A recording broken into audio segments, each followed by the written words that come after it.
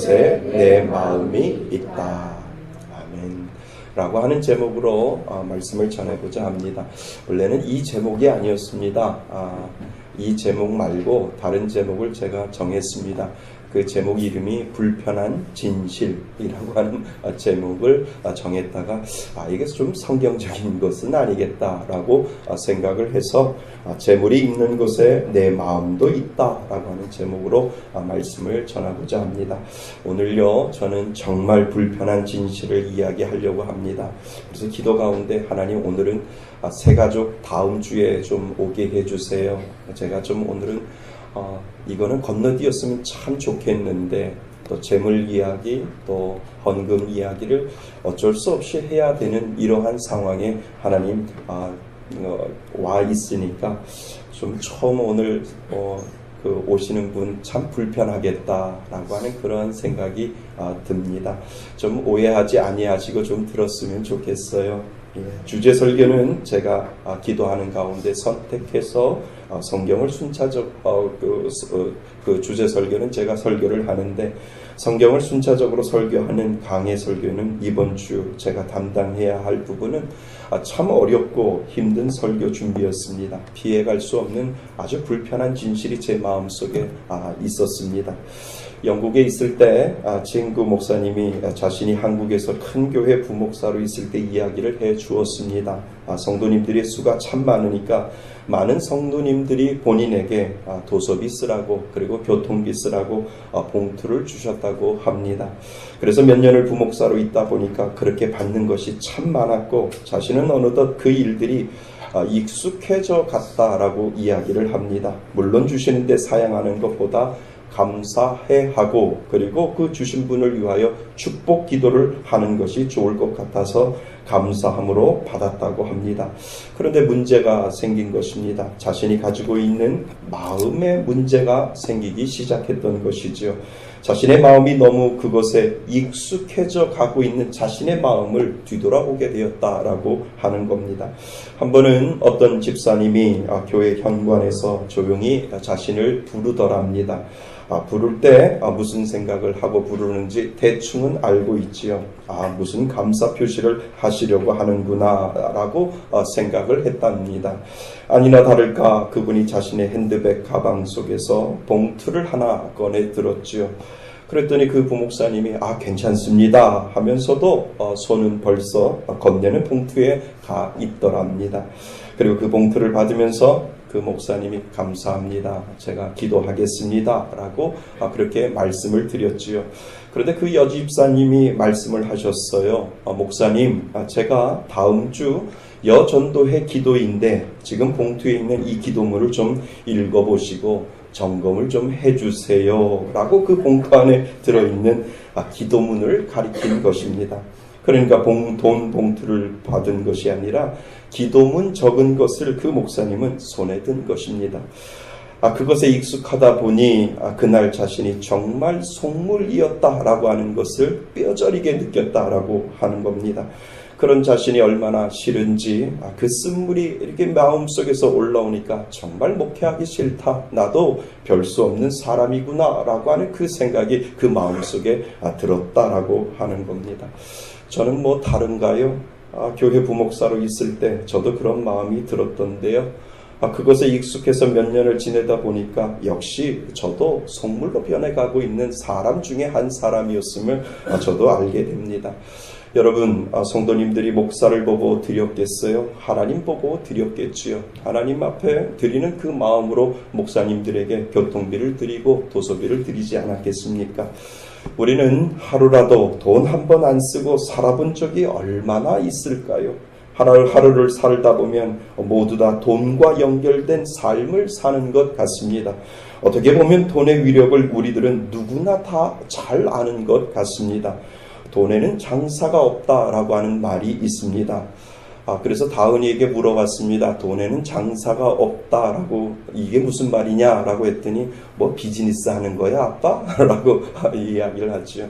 모두 다 돈 앞에서는 무너진다라고 하는 겁니다. 돈을 이길 사람은 없고 돈에는 어느 누구도 안 넘어갈 사람이 없다라고 하는 말이 돈에는 장사가 없다라고 하는 말이지요. 우리의 삶을 잘 보면 참 돈에 연결되지 않는 것이 하나도 없을 정도로 돈에는 힘이 있고 그리고 돈에는 능력이 있음을 우리 누구나 다 알고 있습니다. 여러분, 돈이면 다 될까요? 돈이면 다 되는 것이 얼마나 많아지는지 모릅니다. 그래서 돈이면 다 될 수 있다라고 하는 그 생각을 우리 믿는 사람들도 다 그렇게 생각을 하게 되지요. 제가 한번 말씀드린 적이 있습니다. TV 방송 중에 효린의 민박이라고 하는 예능 프로그램이 있었지요. 제주도에 있는 이효리 민박집인데 민박을 하면서 생기는 에피소드 이야기를 이렇게 프로그램으로 만들었습니다. 그날따라 피부 미용실에서 일하는 어떤 여자분이 효린의 민박을 하려고 들렸지요. 저녁 식사 후에 모여서 이야기를 합니다. 이효리가 물어봅니다. 어떻게 하면 피부가 좋아져요? 하니까 바로 답을 합니다. 돈을 쓰면 됩니다. 라고 이야기를 하지요. 그러니까 이효리가 이렇게 이야기합니다. 아니, 나도 돈을 쓸 만큼 썼다고. 어떻게 하면 피부가 좋아집니까? 라고 물어보지요. 그런데 그 아가씨가 말이 더 근사합니다. 돈을 더 쓰시면 됩니다. 그러니까 피부가 좋아지는 것도 돈이면 다 해결된다는 것입니다. 그 아가씨는 인생을 그렇게 많이 살지는 않았겠지만 돈의 힘과 돈의 능력을 벌써부터 알게 되었다라고 하는 것을 그 프로그램을 보면서 제가 감지를 하게 됩니다. 여러분, 예수님도 이 세상에 있는 물질을 무시하지 않으셨어요. 더 나아가 그 물질이 얼마나 힘이 있는지도 예수님께서는 아주 잘 알고 계셨던 것 같습니다. 물질의 힘, 돈의 가치, 그리고 돈의 힘까지도 예수님께서는 성경을 이렇게 보면, 그 사복음서의 성경을 보면 예수님은 돈하고 관련된 이야기들을 참 많이 했던 것 같습니다. 그래서 예수님도 돈의 힘과 돈의 위력과 그리고 돈의 가치를 예수님께서도 인정을 하고 계시는구나 라고 하는 것을 우리는 성경을 읽을 때마다 우리는 알 수가 있습니다. 그래서 24절, 우리가 아까 읽었던 24절 말씀을 보시면 예수님이 말씀을 하시지요. 너희가 하나님과 물질을 겸하여 섬기지 못한다 라고 예수님께서 그렇게 말씀을 하십니다. 그러니까 예수님은 돈의 위력을 안 것입니다. 그래서 그 돈을 하나님과 그렇게 될 수는 없지만 하나님과 아주 대등한 관계로 예수님께서 비유로 그렇게 말씀하시는 장면들이 성경 곳곳에 나오는 것을 우리가 알게 됩니다. 예수님은 우리를 너무나도 잘 알고 계셨지요. 그래서 돈을 이기고 싶다고 해서 이기는 문제가 아니다라고 예수님께서 말씀을 하십니다.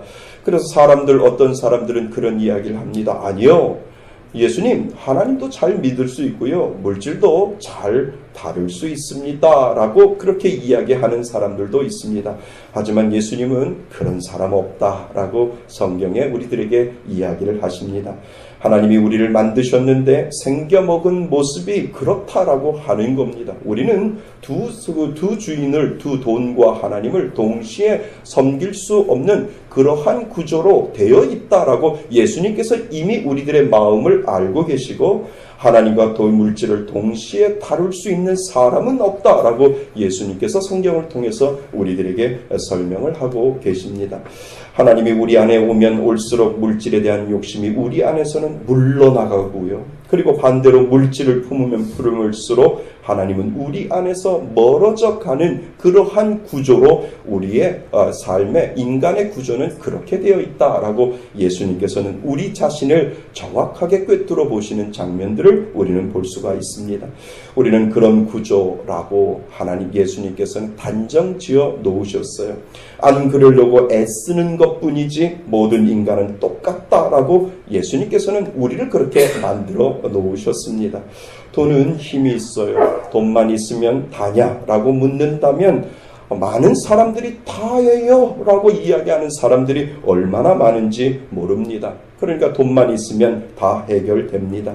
그래서 결국 항공사의 딸들과 그리고 그 어미가 갑질로 고소를 당했지만 고소를 한 사람들에게 평생 만져보지도 못한 돈을 그들의 손에 쥐어지니까 결국은 고소를 취해야 하게 되지요. 그렇게 인격 모독을 당해도 인간으로서의 그 하층 계급이 받을 수 있는 그러한 모독을 당해도 결국 돈의 힘의 위력 앞에서 넘어질 수밖에 없다라고 하는 것을 우리들은 TV를 통해서 보게 되는 겁니다. 결국은 그들은 감옥에 가지 아니하고 고소가 취하되고 그리고 결국은 그들은 편안하게 집으로 돌아가게 되는 것을 우리는 보게 됩니다. 교회도 마찬가지 아니겠습니까? 교회도 돈이 있으면 무시당하지 않습니다. 돈이 없으면 교회도 무시당합니다. 그래서 개척교회라고 하면 그 꼬리표가 무엇이냐 하면 가난한 개척교회라고 하는 그 이름을 많은 목사님들과 많은 교회 성도님들이 그렇게 이야기를 합니다. 그래서 우리 교회가 가난합니까? 가난한 교회, 재정적으로는 좀 부족하지만 우리는 가난하지 않습니다. 하나님이 우리들과 함께 하시기에 우리는 잘 사는 사람 속에 속하는 줄 믿습니다. 그래서 우리는 가난한 교회가 아니고 또 돈이 우리 교회에 그렇게 미치는 영향이 크지만 그 모든 것들을 우리가 넘어설 수 있는 은혜를 하나님께서 우리들에게 주신 줄 믿습니다. 그래서 예수님은 정말 그럴 수 없지만 인간의 마음을 알기에 돈을 하나님 반열에 올려놓고 돈과 하나님을 비교할 수밖에 없는 장면을 오늘 우리가 읽은 본문 안에 들어 있습니다. 그래서 우리가 읽었던 19절, 20절 말씀을 읽으시면 이제 좀 더 한 단계 더 들어가서 이해를 할 수 있을 겁니다. 우리 19절, 20절을 같이 한번 읽어보겠습니다. 시작. 너희를 위하여 우물을 땅에 쌓아주지 말라. 거기는 종과 동물이 하며 도둑이 구멍을 뚫고 도둑질을 하느니라. 오직 너희를 위하여 우물을 하늘에 쌓아주지 말라. 거기는 종이나 동물이 하지 아니하며 도둑이 구멍을 뚫지도 못하고 도둑질도 못하느니라. 아멘. 예수님께서는 한마디로 중간은 없다라고 말씀을 하시는 겁니다. 흙 아니면 팩이다. 돈과 관련되어 있을 때 너희들의 마음은 흙 아니면 팩이다 라고 예수님께서 말씀하시는 장면이 바로 19절 20절 말씀에 있습니다. 보물을 땅에 쌓아두지 말고 보물을 하늘에 쌓아두라 라고 예수님께서 말씀하시는 이유가 바로 거기에 있습니다. 두 마음으로 너희들이 섬기지 못한다 라고 하는 말씀이지요. 그렇다면 여러분, 보물을 하늘에 쌓아두라 라고 하는 이 말씀 안에는 아주 중요한 의미가 그곳에 있습니다. 그래서 오늘 저는 그 부분을 한 단계 더, 한 걸음 더 들어가서 파헤쳐 보려고 하는 겁니다.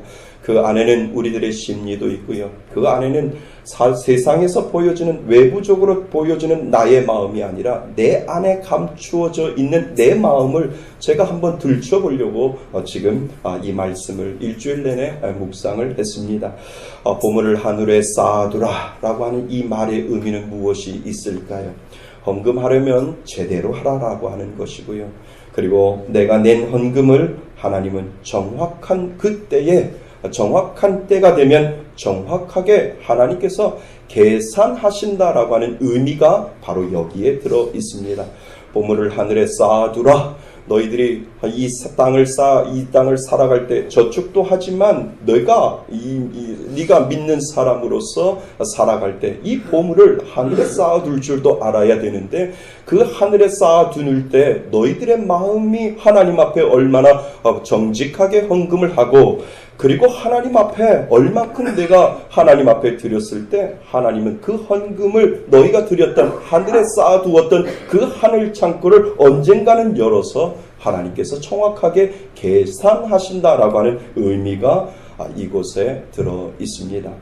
저는 이 본문을 묵상하면서 내가 목회를 제대로 하고 있는지 제 자신에게 참 많은 한 주간 동안 물어보았습니다. 혹 제가 우리 성도님들을 거지로 만들고 있는 건 아닌가라고 하는 생각을 하게 되었습니다. 개척을 하면서 제가 몇 가지 다짐한 것이 있어요. 그것은 헌금 바구니를 돌리지 않겠다라고 하는 그 다짐이었지요. 세상 사람들은 헌금 바구니를 잠자리채라고 이야기를 합니다. 준비되지 아니한 헌금을 억지로 잠자리채로 걷는 그런 목회하기는 나는 싫다라고 하는 그러한 마음으로 개척을 시작을 했습니다. 그리고 11조와 감사헌금을 얼마를 드렸는지 아는 것보다 모르는 것이, 목회하는 것이 참 좋겠다라고 하는 생각을 하게 되었고, 그래서 적게 드린 자나 많이 드린 자나 드린 액수에 상관없이 드린 자들을 위해 축복 기도하는 것이 더 좋겠다라고 하는 생각을 하게 되어서 가능하면 우리 성도들이 11조를 내는 분들은 내가 알겠지만 그분이 얼마의 11조를 내는 것을 아는 것보다 모르고 축복 기도해 주는 것이 더 복된 것이다 라고 하는 그 마음으로 제가 개척을 시작했습니다. 그런데 요즘 그것이 깨지는 것 같습니다. 재정부에서 프린터기가 망가지고 프린터를 사지 못해서 제 방에 있는 프린터기를 사용하다 보니 유집사님이 저를 자꾸 시험을 합니다. 누가 얼마를 들였는지 적어 놓은 것을 재정부에 보관하기 위해 그 내용을 저에게 프린터해 달라고 저에게 부탁을 합니다. 그래서 정말 처음에는 안 보려고 두 눈을 감고 프린터를 했습니다. 그러다가 어느 순간에 한쪽 눈만 감았습니다. 그러다가 요즘은 두 눈을 뜨고 훑어보게 되었지요. 유집사님의 시험에 제가 넘어가 버렸습니다. 제가 누가 헌금을 얼마 드렸는지 안 보려고 하는 것은 세 가지 이유가 있습니다. 첫째는 우리 교회에 이렇게 11조 많이 하는 사람이 있다는 우쭐한 마음에 그분만 교회에 기득권을 줄 수 있다라고 하는 교만을 내려놓기 위해서이고, 둘째는 어떤 분은 헌금을 드려도 충분히 드릴 수 있는데 왜 이렇게 헌금에 대하여 인식할까라고 하는 좌절감을 내려놓기 위해서 그런 것이고, 그리고 셋째는 그분이 왜 이렇게 헌금을 드렸을까라고 하는 그 판단을 내려놓기 위하여 이 세 가지를 놓고 하나님 앞에 기도하면서, 하나님, 누가 헌금을 얼마 드렸는지 안 보겠습니다. 하나님, 그 헌금을 드린 사람이 많게 드렸던 적게 드렸던 그거와 상관하지 아니하고 하나님 앞에 감사드리고 하나님 앞에 11조 예물 드렸던 그 명단을 가지고 하나님 앞에 나아가겠습니다. 그분들을 위하여 축복 기도하겠습니다. 라고 하는 그 마음을 가지고 제가 이 세 가지를 하나님 앞에 내려놓겠습니다. 라고 하는 마음으로 제가 개척을 시작하게 된 것이지요. 역시 저는 두 눈 뜨고 보는 것 때문에 요즘 스스로 교만해졌고, 또 여러분들을 보면서 좌절하게 되었고, 그리고 판단하게 되었습니다. 여러분, 제 생각이 옳습니다. 그저 재정부에서 넘어오는 명단과 그리고 봉투에 적어놓은 감사 내용만 가지고 기도의 자리로 나아가는 것이, 저는 그것이 옳다라고 하는 그 생각이 오늘도 제 마음속에 있습니다.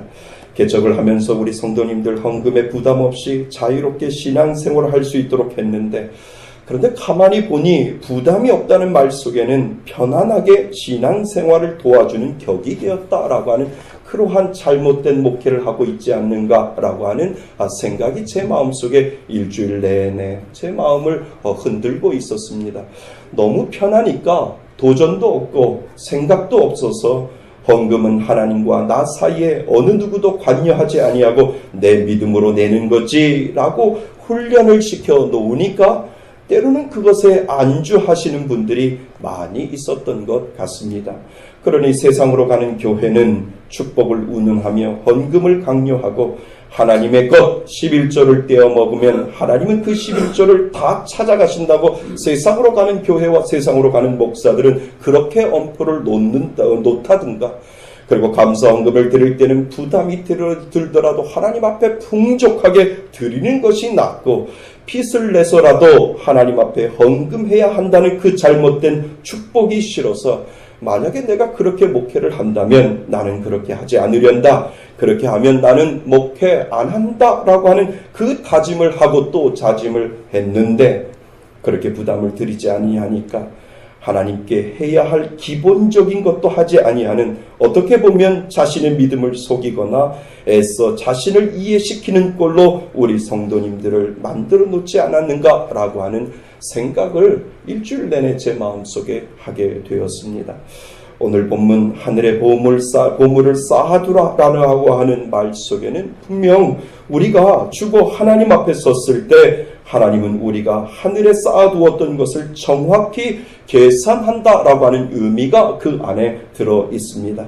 이 땅에서 우리가 누렸던 그 재물들을 계산하는 것이 아니라 우리가 하나님을 위해 쌓았던 재물과 헌금만을 가지고 하나님이 언젠가는 계산할 때가 분명히 온다라고 하는 것을 오늘 성경은 우리들에게 깨달으라고 말씀하고 있습니다.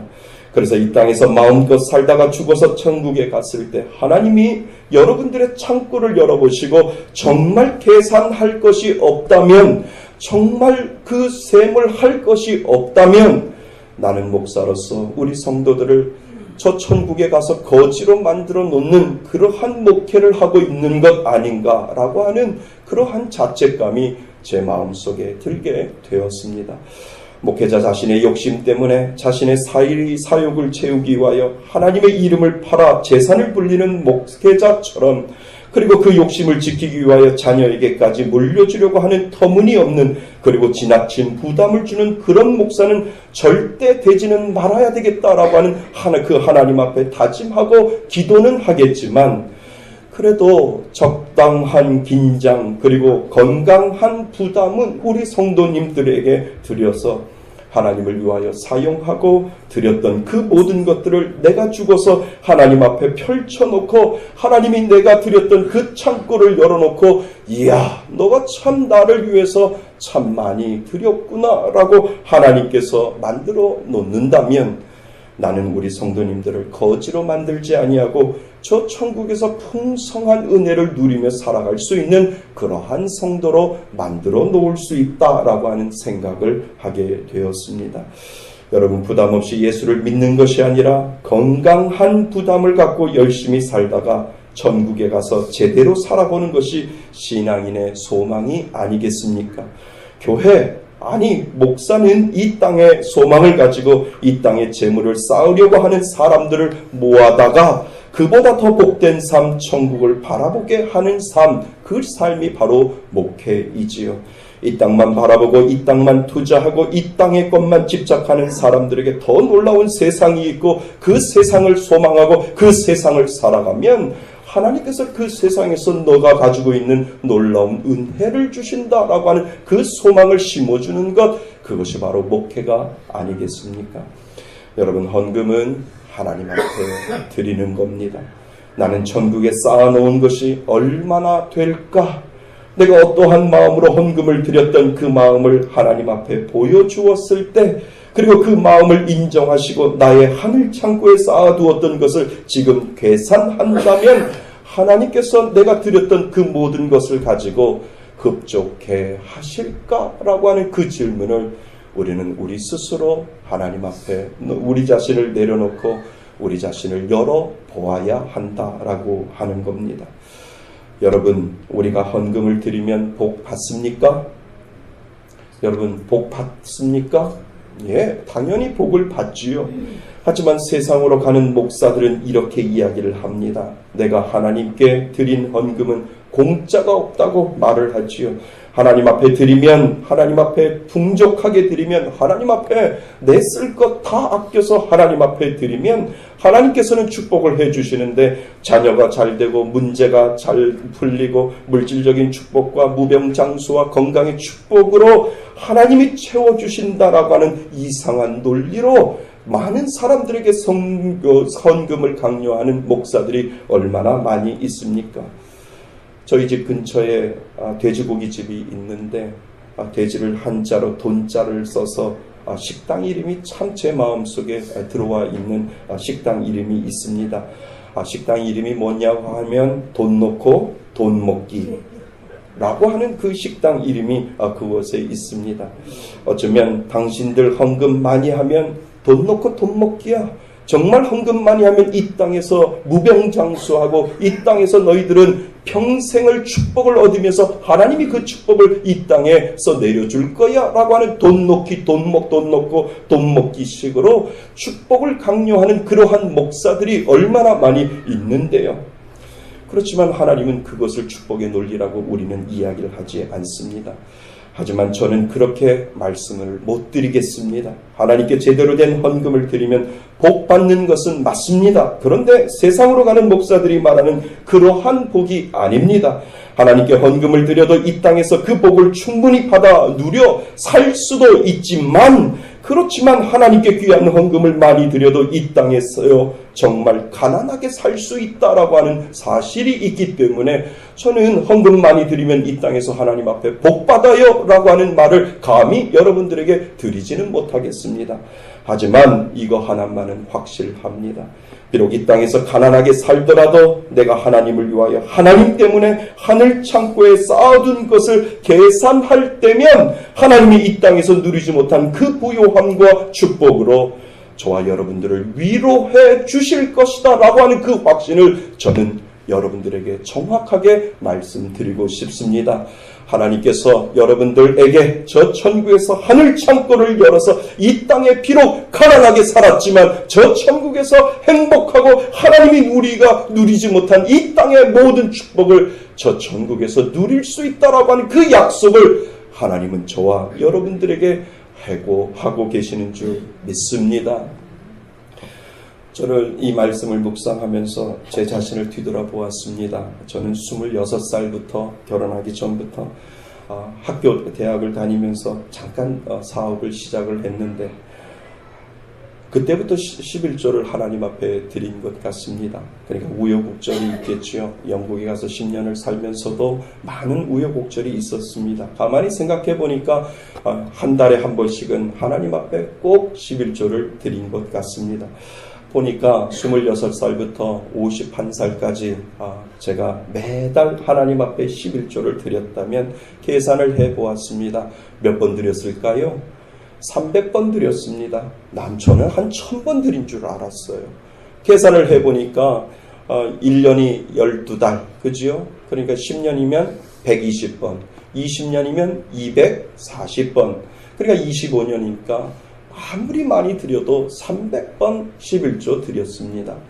제 생각에는 참 많이 드렸다. 신앙생활 26살부터 시작을 해서 결혼하기 전부터 돈을 만지게 되니까 하나님 것을 구별하여 드리면서 하나님 앞에 11조 드렸던 거 참 많이 드렸는데 300번밖에 못 드렸다라고 하는 그 생각을 하게 되고, 그러면 내가 앞으로 경제생활을 할 수 있는 그날까지 된다면 내가 600번을 채우고 하나님 앞에 가겠는가? 라고 하는 그 생각을 하게 되었지요. 그러니까 횟수가 중요한 것은 아니겠지만 내가 하나님 것을 구별하여 드릴 그때만은 하나님을 생각을 했었을 것이고, 하나님 모든 것들을 다 주셨으니까 하나님 앞에 드리겠습니다라고 하는 그 마음으로 하나님이 그것을 보신다라고 한다면, 하나님 과연 지금껏 300번을 하나님 앞에 11조 26살부터 드렸는데 언제까지 제가 하나님 앞에 11조를 드리고 하나님 앞에 갈까요? 라고 하는 그 고백을 하나님 앞에 하게 되었습니다. 하나님은 우리가 이 땅에 살아갈 때 가난하게 산다 할지라도 하나님 앞에 정말 헌금을 드리고 하나님 앞에 정성 들여 하나님 앞에 예물을 드렸을 때 하나님께서는 하늘문을 여시고 네가 그 땅에서는 가난하게 살았지만 이 땅에서는 풍족하게 살 수 있도록 내가 창고를 열어보니까 내가 드린 것이 얼마나 많이 있는지 모르겠구나 라고 하나님께서 그 칭찬을 해 주실 때 우리는 이 땅에 가난하게 살아도 저 천국에서 하나님이 주시는 그 축복을 가지고 살아가게 될 줄 믿습니다. 여러분, 하나님 앞에 가면 결산한 날이 오는데 이 땅에서 다 누린다면 우리는 별로 계산할 것이 없겠지요.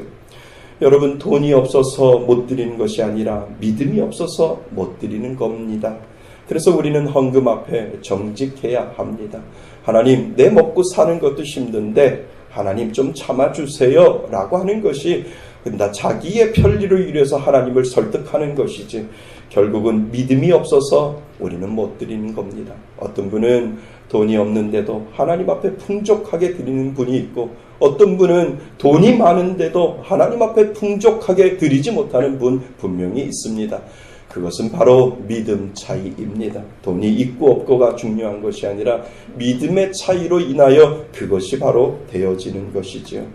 사랑하는 성도 여러분, 저 김기성 목사도 별것 없구나, 역시 헌금 얘기하는구나 라고 생각하지 마시고 내가 드린 헌금 앞에서 나는 얼마나 정직한가를 오늘 다시 한번 내 자신을 뒤돌아보았으면 좋겠습니다. 하늘의 보물을 쌓아두라, 이 말 속에는 헌금을 제대로 하는 말이고 그리고 내가 드린 헌금을 하나님이 정확하게 계산하신다라고 하는 그 사실을 오늘 꼭 기억하실 수 있기를 바랍니다. 여러분, 재물이 있는 곳에 내 마음이 분명히 있습니다. 그 말은 틀리지 않습니다. 재물이 있는 곳에 내 마음이 있는 것 확실히 맞습니다. 예수님은 오늘 그것을 정확하게 저와 여러분들의 심령 가운데 꽂아 버리셨지요. 그래서 하늘에 보물을 쌓아두었던 것을 하나님이 정말 기쁜 마음으로 계산하여 네가 이 땅에 가난하게 살았지만 내가 너를 채워주겠다라고 하는 그 복을 다 받으셨으면 좋겠습니다. 그래서 하나님, 이 땅에 하나님이 주시는 그 복을 누리면서 사는 것도 축복이지만 저 천국에서 하나님이 보여주시는 그 축복을 누리면서 살겠습니다 라고 하는 이 믿음의 고백을 하나님 앞에 다 올려드리실 수 있기를 바랍니다. 그것이 복이고 그것이 축복인 줄 믿습니다. 그것이 은혜인 줄 믿습니다. 헌금 앞에 정직하고 하나님 앞에 드리는 것 많을 때 우리는 풍족하게 이 땅을 살아갈 수 있다라고 하는 사실, 오늘도 꼭 기억하시며 주님 앞에 믿음의 자리, 은혜의 자리, 축복의 자리로 나아가실 수 있는 저와 여러분이 되시기를 주님의 이름으로 축원드립니다. 아멘. 오늘 주신 말씀을 묵상을 하면서 우리 찬양 불렀으면 좋겠습니다. 주님 뜻대로 살기로 했네. 주님 뜻대로 살기로 했네. 주님 뜻대로 살기로 했네. 뒤돌아서지 않겠네. 우리 한번 우리들의 마음을 하나님 앞에 놓고 우리 이 찬양을 부르면서 우리 말씀을 한번 묵상했으면 좋겠습니다. 우리 한번 이 찬양 같이 부르겠습니다.